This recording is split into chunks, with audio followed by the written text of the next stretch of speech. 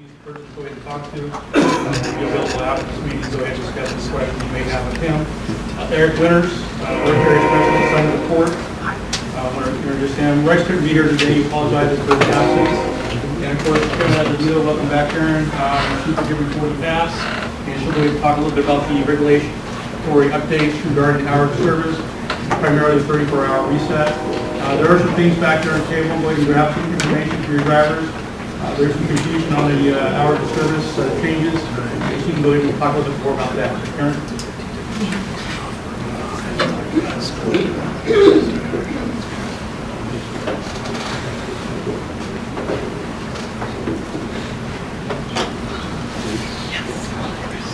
Hi everybody, good to see you all. First of all my carriers here, do you understand about the 30-minute break that they're required to take after they've been working? Nothing about driving, working for 8 hours. You have to take a 30-minute break in the sleeper or off duty. Where I'm finding a lot of problems with the drivers, they don't understand why they can't just add lines 3 and 4 for their 14-hour day. So then you have to go back, 395.1C, nothing extends your 14-hour day. That 30-minute break counts against their 14-hour day, so now they technically can only work 13 and a half, and then have to have 10 hours off before they drive a commercial vehicle. They want to work after that 14th hour, they can work as long as they want, but they must have 10 consecutive hours off, sleeper berth or off duty. Next thing, 34-hour restart. 2 components of it. First component, you have to have 2 time periods from 1 a.m. to 5 a.m. I'll use an example. Get off work at 5 p.m. Friday night. 34-hour restart will be 3 o'clock Sunday morning. Driver can't leave at 3 o'clock Sunday morning. 12:01 Friday night, which is Saturday morning, there's 1 time period from 1 to 5. Saturday, which is Sunday morning, 12:01, he's got to have that time period from 1 to 5. His 34 restart was at 3 a.m. He can't roll until 5 a.m. And they're having a real hard time, so I kind of use that example because it's a pretty good example for them to get it. The next thing, 34-hour restart, you can only use it once a week. That's every 168 hours. Thing I get from my drivers, I don't work 168 hours. We understand that, but then we go back 7 times 24 is 168. So you do a Saturday, Sunday, 34-hour restart, you must be noted in your logbook. You have to note it in the logbook where your 34-hour restart is. You work Monday, Tuesday, you're off Wednesday, go back to work. You got 34 hours off. In the past, they would use that 34-hour restart and run.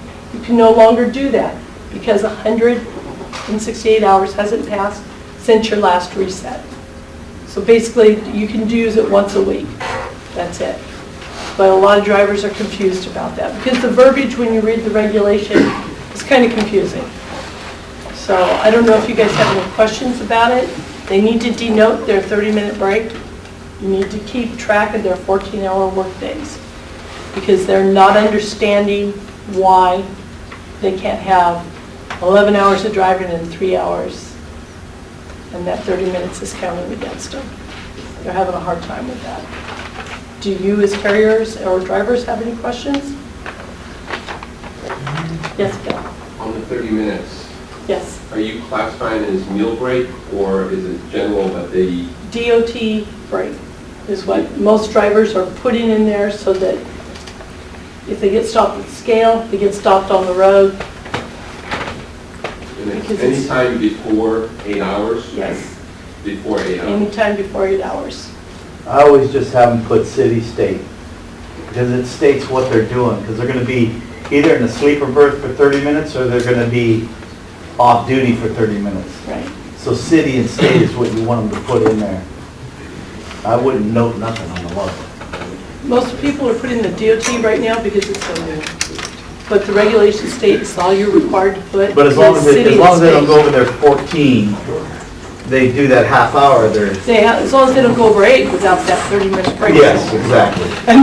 I know it's. But they it's- included in their 14 also. Right, It's all and good. they're all having a hard time with that because, you know, they have it drilled in their heads, you add lines 3 and 4. I just don't like them writing all over. Well, the no, place. and I understand that, but because it's so new, and you get pulled into the scales and everything, and some of them are putting just the DOT break, you do have to denote the 34-hour restart. But even if they put the whatever the mill break or whatever they write in there, they still have to put the city and state they stopped in, right? Because it's a change of duty status. Yes. 15 minutes or more.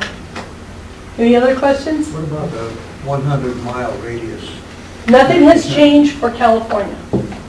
California rules, drive 12, work 16, 80 hours in 8 days.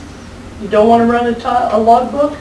Start time, end time, total hours for the day in the office. But remember, you're pulling an interstate load, unless it's been broke down. So you got DOT rules, so you've got they got to watch that. But California stayed the same. Any other questions? Good. I'm done. Great, thank you very much. For you. Yes, sir.